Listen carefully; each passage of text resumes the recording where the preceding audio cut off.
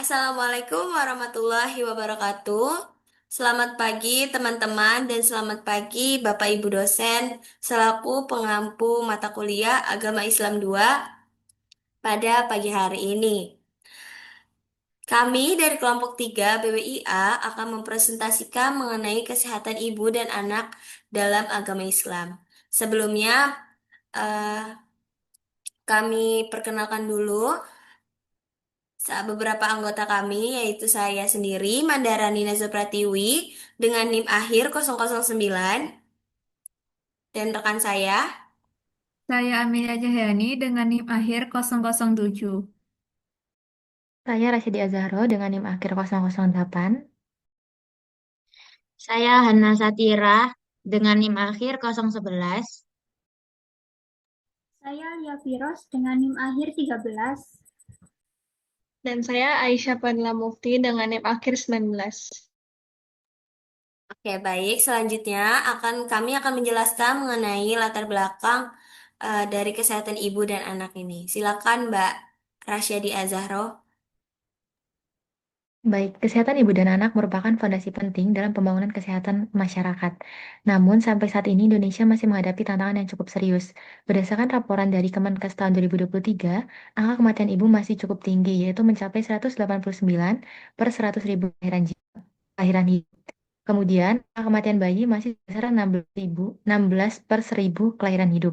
Angka ini sendiri masih jauh dari target SDGs, yaitu menurunkan angka kematian ibu hingga 70 per 100 ribu kelahiran hidup, dan angka kematian bayi hingga 12 per 1000 kelahiran hidup pada tahun 2030. Dalam perspektif Islam sendiri, pemeliharaan kesehatan ibu dan anak mendapatkan perhatian yang cukup besar. Al-Quran menganjurkan pemberian ASI hingga 2 tahun penuh, sebagaimana tercantum dalam surat Al-Baqarah ayat 233. Menyusui juga tidak hanya bermanfaat secara medis, tetapi juga sejalan dengan konsep makosid syariah, yakni menjaga kesehatan jiwa dan keturunan. Boleh di next? Penelitian empiris juga mendukung fakta ini bahwa ASI eksklusif dapat menurunkan risiko stunting dan meningkatkan kualitas tumbuh kembang anak. Selain itu, Islam juga memperbolehkan donor ASI pada keadaan darurat dengan syarat tanpa komersialisasi dan fungsi untuk menjaga kesehatan serta tetap memperhatikan kejelasan nasab. Prinsip ini menunjukkan fleksibilitas hukum Islam dalam menjawab tantangan kesehatan modern, sekaligus tetap menjaga nilai syariah. Selain itu, penelitian oleh Mutmainah et al. Tahun 2019 menjelaskan bahwa aspek spiritualitas seperti doa, zikir, dan sikap tawakal terbukti membantu ketenangan psikologis ibu serta kesiapan mental dalam menghadapi persalinan. Dengan demikian, jelas bahwa kesehatan ibu dan anak bukan hanya soal persoalan medis, tetapi juga memiliki dimensi religius dan spiritual. Oleh sebab itu, tema ini kami angkat dengan judul Kesehatan Ibu dan Anak dalam Tuntunan Islam, sebagai upaya menghadirkan solusi dan pendekatan yang holistik serta mengintegrasikan ajaran agama Islam dengan praktik kesehatan modern. Next. Berdasarkan latar belakang yang telah kami paparkan, adapun rumusan masalah yang kami susun adalah sebagai berikut. Yang pertama, bagaimana pandangan Islam terhadap kesehatan ibu, kemudian bagaimana pandangan Islam terhadap kesehatan anak, bagaimana relevansi tuntunan Islam terkait kesehatan ibu dan anak dalam kesehatan modern, serta bagaimana implementasi kesehatan ibu dan anak dalam kehidupan seorang Muslim. Next. Adapun tujuan penulisan makalah ini, diantaranya yang pertama untuk mengetahui pandangan Islam terhadap kesehatan ibu, kemudian untuk mengetahui pandangan Islam terhadap kesehatan anak, untuk menjelaskan relevansi tuntunan Islam terkait kesehatan ibu dan anak dalam kesehatan modern, serta untuk menganalisis implementasi kesehatan ibu dan anak dalam kehidupan Muslim. Selanjutnya akan disampaikan oleh rekan saya. Baik, terima kasih Mbak Asya. Selanjutnya yaitu penjelasan mengenai bab 2 tinjauan pustaka yang akan dijelaskan oleh saya. Yang pertama yaitu konsep kesehatan ibu dan anak. Jadi, kesehatan ibu dan anak ini merupakan layanan pokok di puskesmas dengan tujuan meningkatkan kualitas kesehatan ibu dan anak serta menekan angka kematian ibu dan anak. Seperti yang sudah dijelaskan oleh Mbak Asya bahwa angka kematian anak dan ibu ini masih sangat tinggi. Sehingga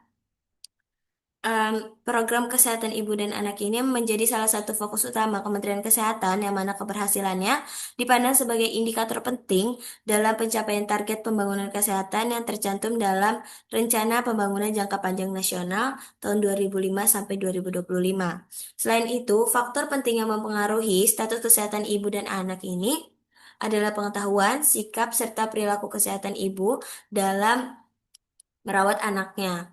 Selain itu juga, upaya kesehatan yang dilakukan oleh eh, tenaga medis untuk menjaga kesehatan ibu dan anak ini atau untuk memonitoring kesehatan ibu dan anak ini melalui buku KIA. Next. Nah, selanjutnya ini ada kedudukan ibu dalam Islam. Seperti yang telah dijelaskan, bahwa ibu ini memiliki banyak keistimewaan. Salah satunya yaitu eh, dapat memberikan ASI kepada anaknya. Yang mana ini tuh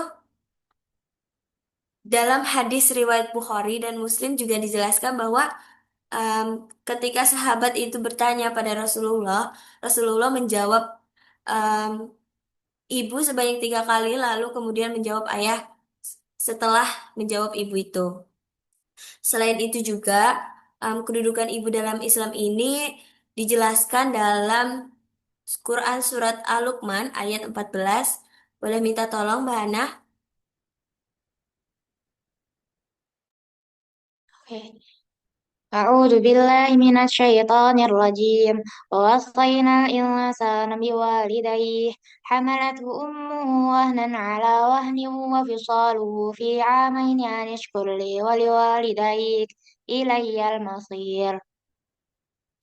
Yang artinya kami mewasiatkan kepada manusia agar berbuat baik kepada kedua orang tuanya. Ibunya telah mengandungnya dalam keadaan lemah yang bertambah-tambah dan menyapihnya dalam 2 tahun. Wasiat kami, bersyukurlah kepadaku dan kepada kedua orang tuamu, hanya kepadaku kamu kembali. Surah Al-Luqman ayat 3, ayat 14.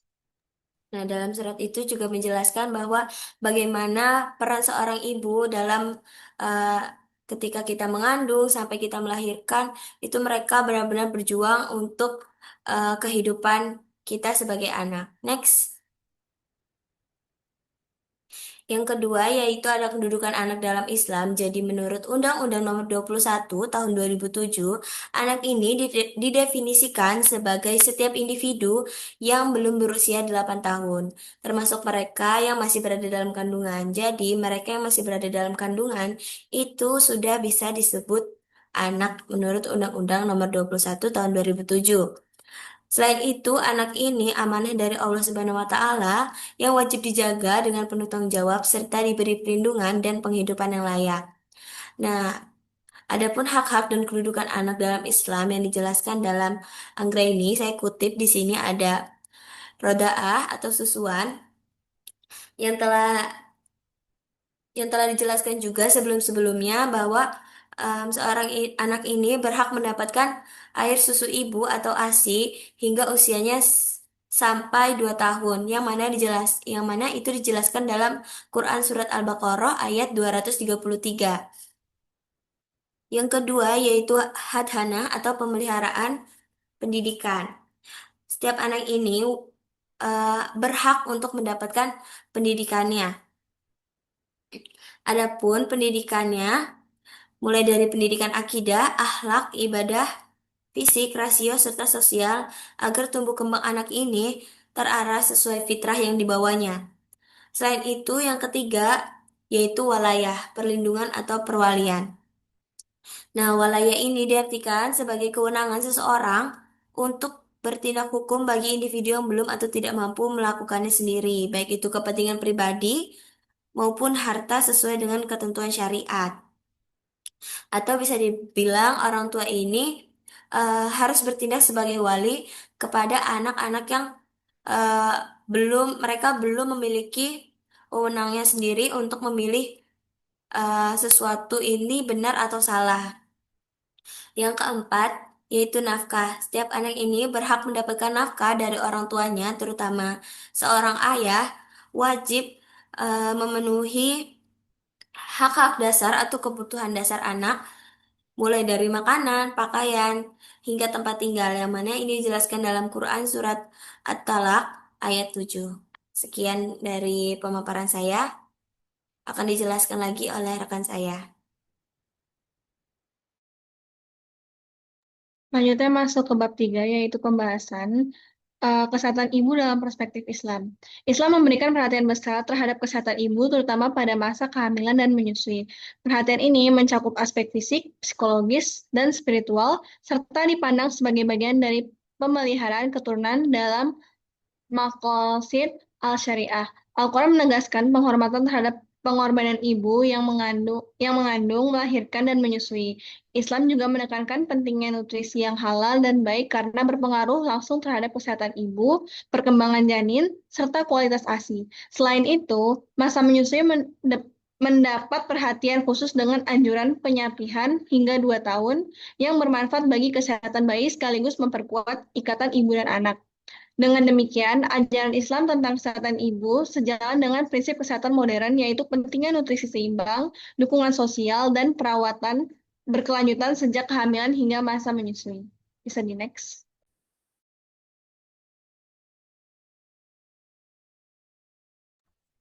Selanjutnya yaitu kesehatan anak dalam perspektif Islam. Islam memandang anak sebagai makhluk mulia yang keberadaannya menjadi kehendak Allah dan setiap anak memiliki hak untuk hidup, untuk tumbuh dan berkembang menjadi sehat, baik fisik maupun rohani.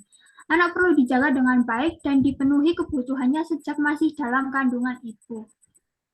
Nah, di dalam Islam terdapat salah satu sunnah yang digunakan untuk memelihara kesehatan anak, yaitu tahnik, di mana tahnik ini merupakan ajaran Rasulullah Shallallahu Alaihi Wasallam dengan mengunyah kurma hingga lembut yang kemudian ditempelkan di langit-langit mulut bayi yang digunakan untuk membiasakan bayi mengonsumsi makanan yang baik. Dalam beberapa studi, teknik ini dipercaya dapat memberikan nutrisi dan antioksidan yang dapat meningkatkan pertahanan tubuh bayi. Selain itu, anak yang baru dilahirkan juga membutuhkan ASI yang diberikan ibunya kepada bayi. Dalam Islam, ASI penting untuk memenuhi kebutuhan bayi. Oleh karena itu, jikalau ibu tidak mampu memberikan ASI, dapat diberikan kepada wanita lain yang mampu. Next. Nah, sesuai surah Al-Baqarah ayat 233, A'udzubillahi minasyaitonirrajim. Bismillahirrahmanirrahim. Wal walidatu yurdi'na auladahunna haulaini kamilaini liman arada ayyutimma ar-radha'ah. Wa 'alal mauludi lahu rizquhunna wa kiswatuhunna bil ma'ruf. La tukallafu nafsun illa wus'aha. La yudhara walidatun biwalidiha wala mauludun lahu biwaladihi wa 'alal warithi mislu dzalik. Wa in arada fisalan an taradim minhuma wa tasyawurin fala junaha 'alaihima. Wa in aradtum an tastardi'u auladakum fala junaha 'alaikum idza sallamtum ma ataitum bil ma'ruf. Wattaqullaha wa'lamu annallaha bima ta'maluna basir. Yang artinya, ibu-ibu hendaklah menyusui anak-anaknya selama 2 tahun penuh bagi yang ingin menyempurnakan penyusuan. Kewajiban ayah menanggung makan dan pakaian mereka dengan cara yang patut. Seseorang tidak dibebani kecuali sesuai dengan kemampuannya. Janganlah seorang ibu dibuat menderita karena anaknya, dan jangan pula ayahnya dibuat menderita karena anaknya. Ahli waris pun seperti itu pula. Apabila keduanya ingin menyapih sebelum 2 tahun berdasarkan persetujuan dan musyawarah antara keduanya, tidak ada dosa atas keduanya. Apabila kamu ingin menyusukan anakmu kepada orang lain, tidak ada dosa bagimu jika kamu memberikan pembayaran dengan cara yang patut. Bertakwalah kepada Allah dan ketahuilah bahwa sesungguhnya Allah Maha melihat apa yang kamu kerjakan. Next, bisa dilanjut oleh teman saya. Menurut hubungan konsep halal toyib dengan gizi seimbang. Menurut para mufasir, seperti Ibnu Katsir, kata halal ditunjukkan untuk makanan yang diperbolehkan dalam hukum syariat. Sedangkan kata toyib menekankan kualitas makanan yang baik, sehat, dan bermanfaat. Konsep halal dan toyib ini memiliki relevansi terhadap prinsip-prinsip gizi seimbang dengan memilih makanan yang tidak hanya legal secara syariat, akan tetapi juga memberikan manfaat untuk kesehatan. Yang mana konsep halal dan toyib ini sudah dijelaskan dalam Al-Quran di surat Al-Baqarah. Slide selanjutnya. Surah Al-Baqarah ayat 168 yang berbunyi, A'udzu billahi minasyaitonir rajim. Ya ayyuhan nasu kulu mimma fil ardi halalan thayyibah wa la tattabi'u khutuwatis syaitan innahu lakum aduwwum mubin. Yang artinya, wahai manusia, makanlah sebagian makanan di bumi yang halal lagi baik dan janganlah kamu mengikuti langkah-langkah setan. Sesungguhnya ia bagimu merupakan musuh yang nyata bagimu. Begitupun dalam surat An-Nahl ayat 114 yang berbunyi, Fakulu mimma razaqakumullahu halalan thayyibah washkuru ni'matallahi in kuntum iyyahu ta'budun. Yang artinya, makanlah sebagian apa yang telah Allah anugerahkan kepadamu sebagai rezeki yang halal lagi baik dan syukurilah nikmat Allah jika kamu hanya menyembah kepadanya. Menurut ayat-ayat di atas, Al-Quran memberikan perhatian khusus terhadap masalah makanan dan minuman, khususnya pentingnya mengonsumsi makanan yang halal, diperbolehkan dan toyib atau baik atau berkualitas. Slide selanjutnya.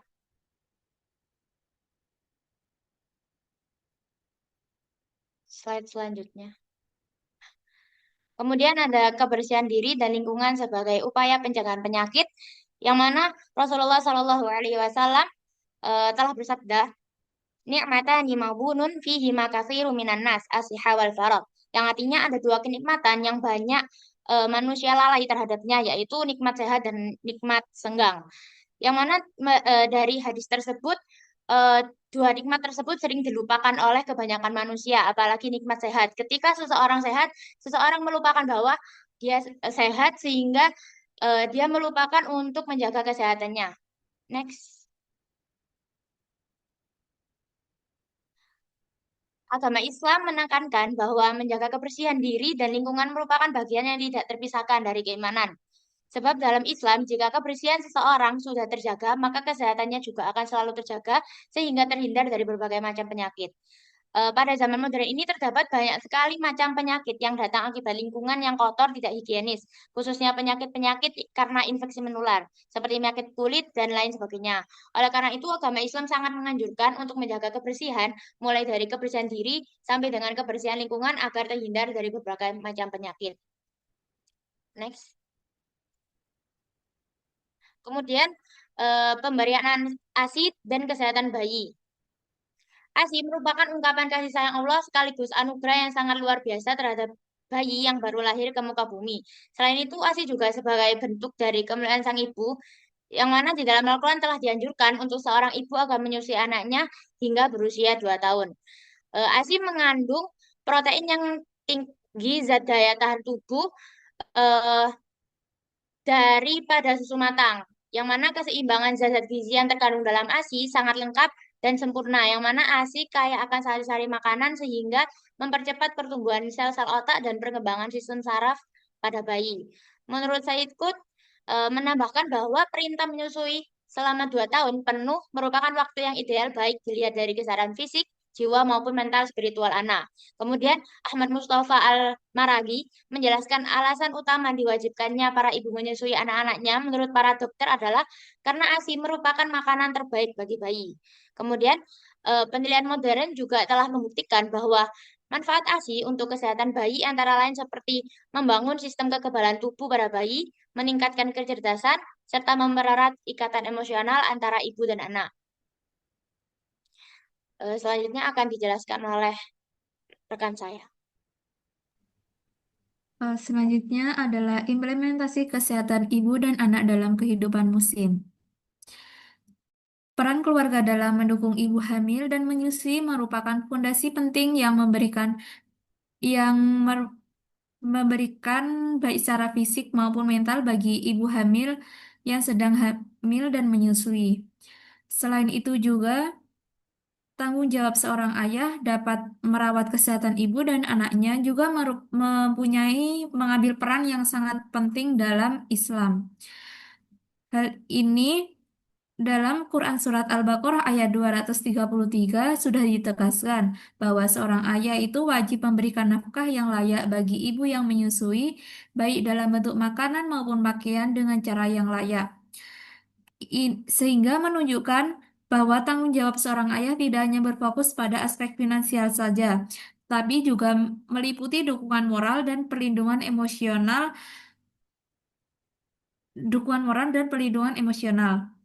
Selain itu juga dalam sabda Nabi Muhammad SAW bersabda, "Setiap kalian adalah pemimpin, dan setiap pemimpin akan dimintai pertanggungjawaban atas yang dipimpinnya." Hadis riwayat Bukhari dan Muslim. Dari hadis tersebut diketahui bahwa sebagai kepala keluarga, ayah sudah seharusnya dan bertanggung jawab memberikan kehidupan yang layak atas keluarganya. Selain itu juga, masyarakat dan tenaga kesehatan Muslim juga memiliki peran yang signifikan dalam menjaga kesehatan ibu dan anak. Ajaran Islam mendorong umatnya untuk saling membantu dalam hal kebaikan. Dalam Allah Subhanahu wa taala berfirman dalam Quran surat Al-Maidah ayat 2. A'udzu billahi minasyaitonir rajim. Bismillahirrahmanirrahim. Ya ayyuhalladzina amanu la tuhillu sya'airillahi wala syahrul harama walal hadaya walal qalaida walal amin walal wala amina bainal ba- wala amina baital harama yabtaguna fadlan min rabbihim wa ridwana wa idza halatum fastadu wala yujrimannakum syana'anu qaumi an saddukum anil masjidil harami an ta'tadu wa ta'awanu 'alal birri wa taqwa wala ta'awanu 'alal itsmi wal 'udwani wattaqullah innallaha syadidul iqab.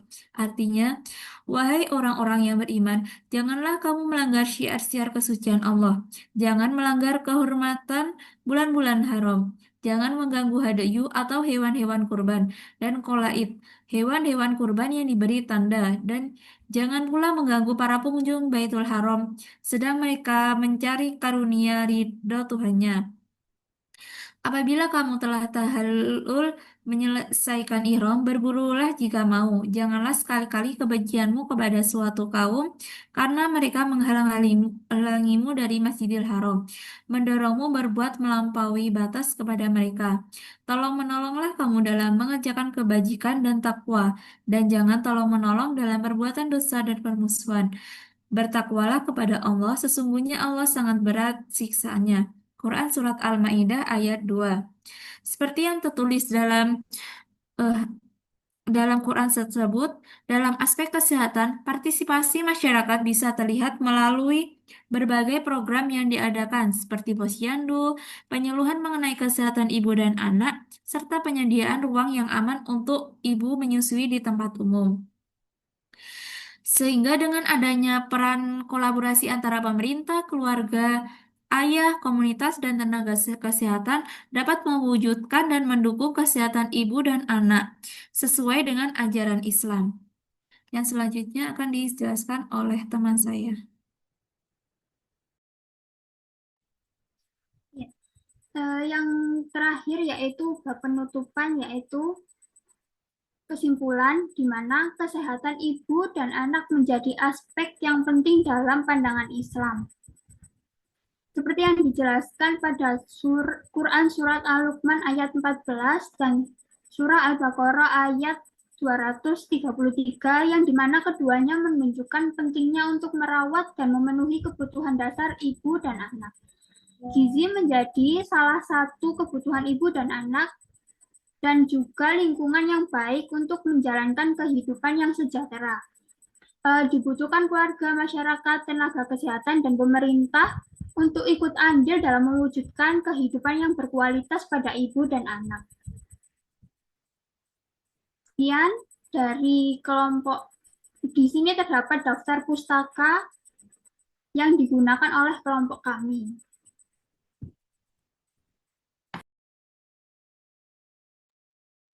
Oke, mungkin itu saja presentasi dari kelompok kami.